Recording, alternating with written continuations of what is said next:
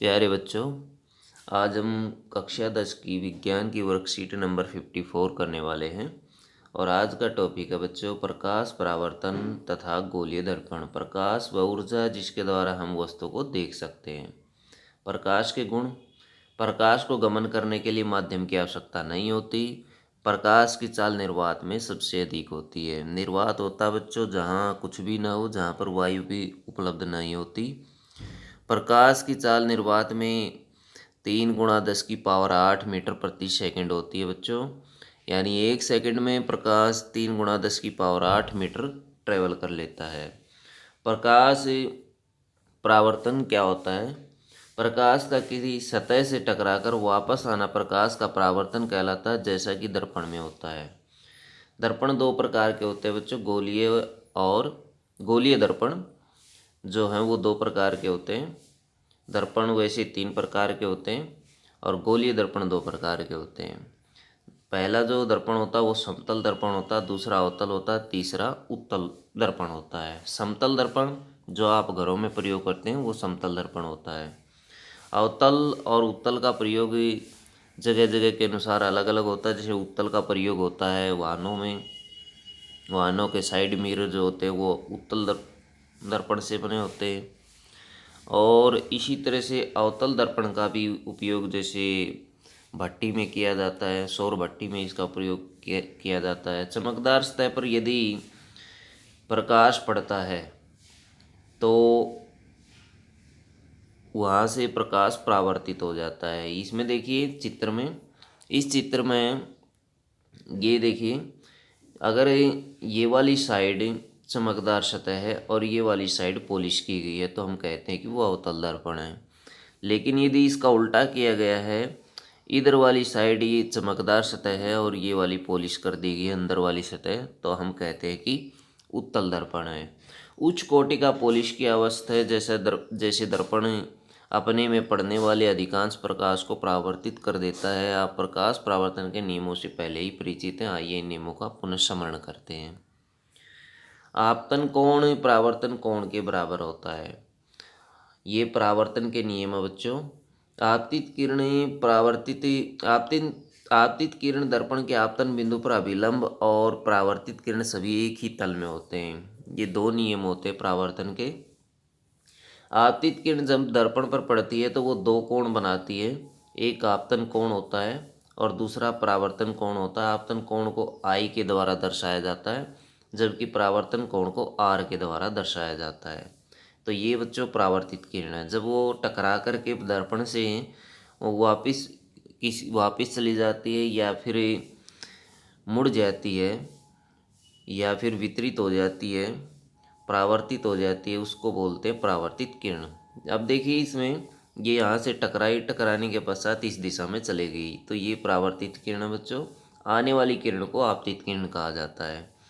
और जब ये वो जिस बिंदु पर टकराती है दर्पण पर, उस बिंदु को आपतन बिंदु कहा जाता है और वहाँ पर एक परपेंडिकुलर बन जाता है बच्चों, जिसे अभिलंब कहा जाता है। सीधी रेखा जो है ये अभिलंब है।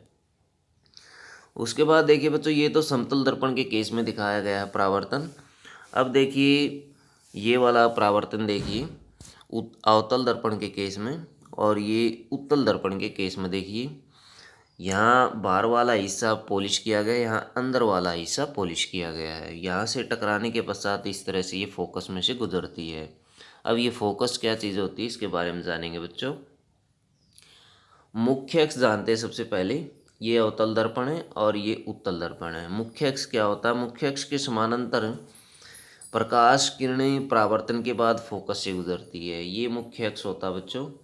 ये जो सीधी लाइन होती है जो इसके पोल में से गुजरती है उसे मुख्य अक्ष कहा जाता है। मुख्य अक्ष यहाँ देखिए लाल अक्षरों में जो परिभाषाएं दी गई हैं। पोल अथवा ध्रुव P तथा केंद्र C को जोड़ने वाली रेखा को मुख्य अक्ष कहा जाता है।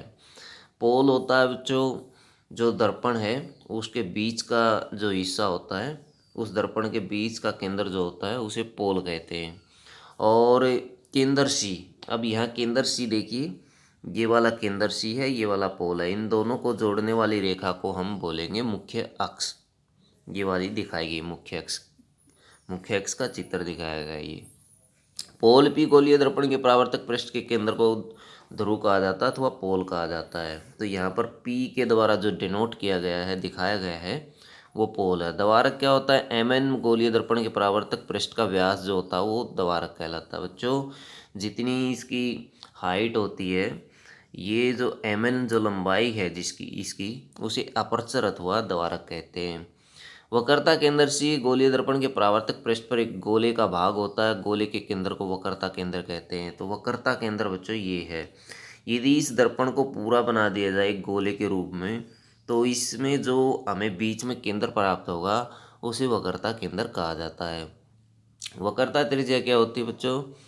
वक्रता त्रिज्या आर, गोलीय दर्पण के परावर्तक पृष्ठ आर गोले का भाग होता है। गोले की त्रिज्या को वक्रता त्रिज्या कहा जाता है। जो गोले की त्रिज्या होती है बच्चों, उसे वक्रता त्रिज्या कहा जाता है। यहाँ सीपी जो है, सीपी जो लंबाई है, वो त्रिज्या आर है।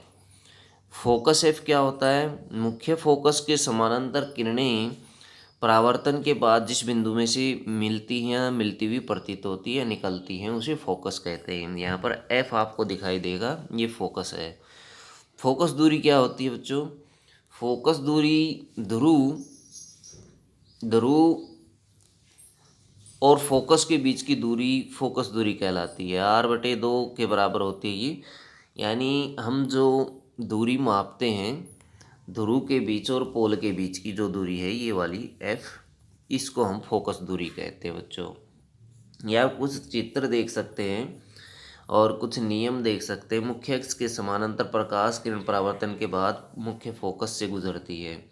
या अगर हम ये लाइन खींचते हैं, मुख्य अक्ष के समानांतर कोई किरण चलती है, तो वो परावर्तन के पश्चात यहाँ दर्पण से टकराने के पश्चात वो मुख्य फोकस एफ से गुजरती है। ये एफ है बच्चों, यहाँ से गुजरेगी हमेशा ही। और इसी तरह यहाँ भी देखिए, ये तो गुजरती है, लेकिन यहाँ पर इस दर्पण में, उत्तल दर्पण में क्या होता है, ये रेखा इस तरफ चली गई है, लेकिन इसको इस दिशा में बढ़ाने पर ये मुख्य फोकस एफ से गुजरती हुई प्रतीत होती है बच्चों। तो उत्तल दर्पण में ऐसे प्रतीत होगी। तो और भी चित्र आप देख सकते हैं। दूसरा चित्र है, इस चित्र में आ जाइए। वक्रता केंद्र सी से गुजरने वाली प्रकाश किरण परावर्तन के बाद सी से वापस चली जाती है। यहाँ सी से वापस चली जाएगी। यदि सी से कोई रेखा गुजरती है तो वापस उसी पथ पर वो वापस चली जाती परावर्तन के बाद, यानी दर्पण से टकराने के बाद।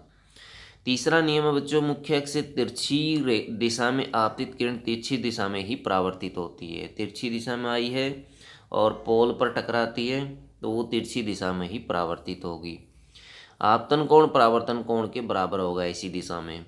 ऐसी दशा में जब आई कोण बनता है तो आर कोण भी बनेगा और दोनों कोण बराबर होंगे। हमने ये इस नियम में भी पढ़ा था, परावर्तन के नियम में।